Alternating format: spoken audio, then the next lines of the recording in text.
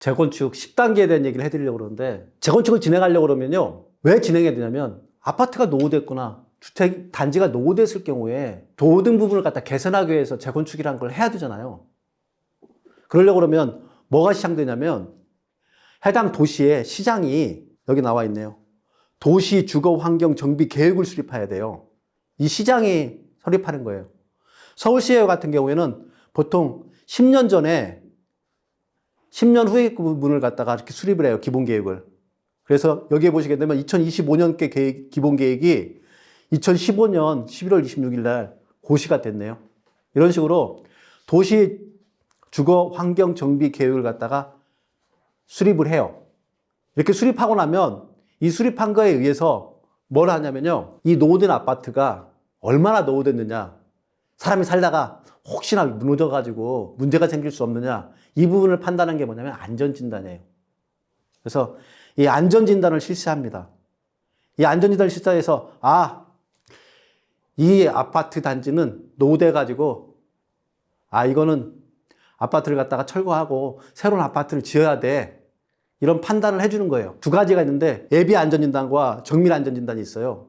근데 보통 정밀 안전진단까지 지나고 나면 A, B, C, D가 이렇게 나와서 A, B, C 중에서 C는 고려 후에 재건축을 갖다 하겠다, 몇 가지 조건부 승인이고요. D 같은 경우에는 바로 다 승인해서 바로 재건축을 시행하게 그렇게 돼 있어요. 그래서 안전진단을 실시해서 여기에 대해서 정비구역으로 지정을 해주는 거예요. 이게 세 번째 단계예요. 첫 번째, 도시정비계획이 수립돼야 되고, 두 번째, 안전진단이 실시되고, 그렇게 되면 이 지역은 도시정비를 해야 되겠구나 해서 도시정비지역이 지정되는 거예요. 그렇게 되면 그 아파트에서 이제 조합 설립 추진위원회들이 만들어져 가지고 그걸 갖다 구청장한테 승인을 받는 거예요. 그래서 가끔가다 그 아파트, 재건축 아파트에 가면은 뭐 추진위원회가 승인됐다는 이렇게 현수막에 걸려있고 이런 부분들을 보셨잖아요. 그게 딱 그 단계에 지금 있는 거예요. 그래서 조합 설립에 대한 추진위원회 승인이 이루어지고 나면 그 다음에는 뭐냐면, 그 승인이 일어난다면 뭐겠어요? 승인이 일어나면 조합 설립에 인가를 해주는 거예요.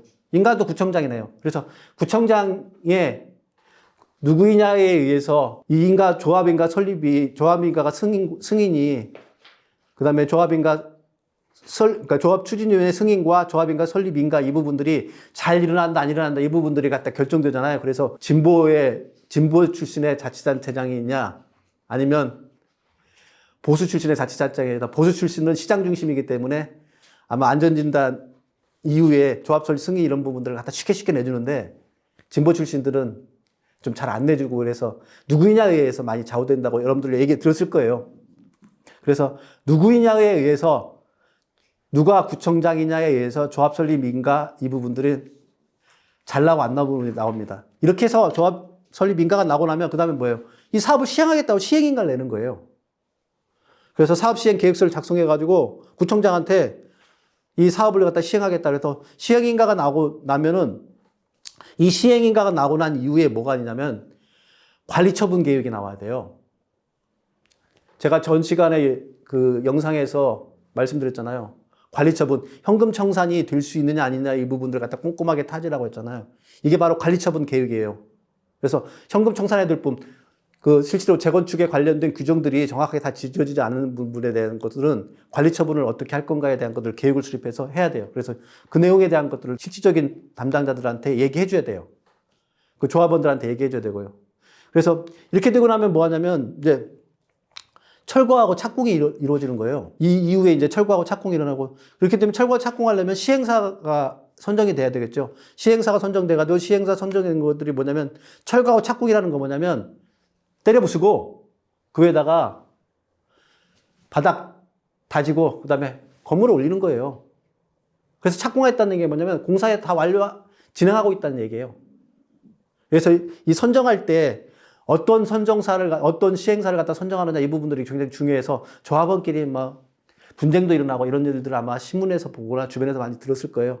그게 바로 철거하고 착공했을 때 어떤 시행사를 선정해가지고 되느냐에 이 부분에 관련된 얘기입니다. 이렇게 내고 나면 다 끝난 거예요. 그래서 새 아파트가 지어지고 나면 이 새 아파트를 갖다 다 지은 걸 갖다가 뭐냐면, 이 아파트가 다 지어졌다는 걸 그러면 준공인가를 냈다는 거예요. 그래서 구청장들한테 준공인가를 낳는 거예요. 준공인가 나가지고 새 아파트에 이제 이 새 아파트가 준공인가에 나오면 이 아파트로서 이제 다 완성이 된 거예요. 이 완성된 거에다가 이제 개인이 거기에 등기해서 들어가면 되는 거예요. 조합원들은 조합원 분양을 받아가지고 등기해서 들어가게 되면 완료가 된 거예요. 그러고 나면 조합 해산되고 청산하는 게 이게 10단계예요. 여러분들 어려울 게 없잖아요. 근데 이 과정에 대해서 이해를 못하고 있는 분들은 재건축으로 어떻게 진행될까? 굉장히 머릿속에 이걸 어떻게 이해해야 되지? 하고 고민 하시는데 그럴 필요 하나도 없어요. 심지어는 재건축 10단계가 어떻게 진행되는지 잘 몰라서 재건축에 대한 아파트에 대한 투자에 대해서 머뭇거리는 분들이 있는데 그러실 분 하나도 없어요. 재건축 10단계? 지금 제가 얘기한 것만 알고 있으면 나중에 실질적으로 재건축 아파트를 갖다 매수해서 자기가 스스로 그 아파트에서 재건축 진행 과정을 갖다가 이행해 가다 보면 머릿속에 쏙쏙 들어와요. 저도 그랬어요. 저도 잘 몰라요. 처음에 시작할 땐 잘 몰랐는데 재건축 아파트가 제가 세 채가 있잖아요. 이 셋째 진행 과정이 지금 대부분 다 이제 어느 단계냐면 조합원 인가까지 다 나 있는 단계예요. 처음에 안전진단 통과하냐 못하냐 이 부분 때문에 고민도 하고 하다 보니까 안전진단을 어떻게 평가하지 이 부분 평가 항목에 대해서도 자세히 좀 보게 되고 그래서 재건축에 진행되는 이 10단계에 대해서 기본적인 개요를 알고 있으면은 재건축 아파트를 매수하는데 전혀 머뭇거릴 거 없어요. 딱 이 정도까지만 알면 됩니다. 이렇게 시작돼서 추진위원회부터 실질적으로 완공돼 가지고 준공인가까지 나는데 보통 몇 년이 걸리냐면 9년에서 10년 정도가 걸린다고 보시면 돼요. 그래서 보통 재건축이 계획부터 그러니까 도시정비 계획이 세워지는 것부터 아파트에 새롭게 신축에 완성돼 가지고 등기까지 하는데 보통 한 15년? 짧게 그래서 15년? 심지어는 20년? 이렇게 걸려요. 그래서 보통은 30년 노후된 아파트를 갖다 재건축 도시정비 계획이 수립이 되거든요. 그럼 30년에다가 이거 과정을 하면 한 15년 정도 돼서 보통 한 45년 정도의 새로운 아파트가 아까 얘기했던 헌집 주께 새집 다워가 헌집을 주어지고 새집으로 돌아오는 데까지 정확하게 한 45년 정도, 실질적인 진행 단계로 봐서는 한 10년에서 15년 정도. 이런 과정들에 대한 것들만 이해하고 계신다 그러면 여러분들은 재건축에 관련된 프로세스에 대한 이해는 다 하신 겁니다. 그 기반으로 해서 여러분들이 재건축 아파트에 투자하시기를 바랍니다. 저 같은 경우에는 재건축에 대한 투자만을 오랫동안 해와서 이 재건축 투자에 대한 이해가 그래도 이 정도까지 깊어진 것 같아요. 솔직하게 말하면 처음에 하나도 몰랐어요. 제가 지금 얘기해드린 이 정도 지식도 몰랐고요. 근데 제가 주어진 이런 지식 정도만 알고서 재건축에 투자한다고 그러면 여러분 아무 문제가 없습니다. 그래서 재건축 프로세스 10단계 공부하지 마세요. 지금 얘기해드리는 정도만 머릿속에 가지고서 재건축에 적극적으로 투자하시면 됩니다. 지금까지 돈과 경제 그리고 문화를 아주 쉽게 풀어주는 정수돌의 정순영이었습니다.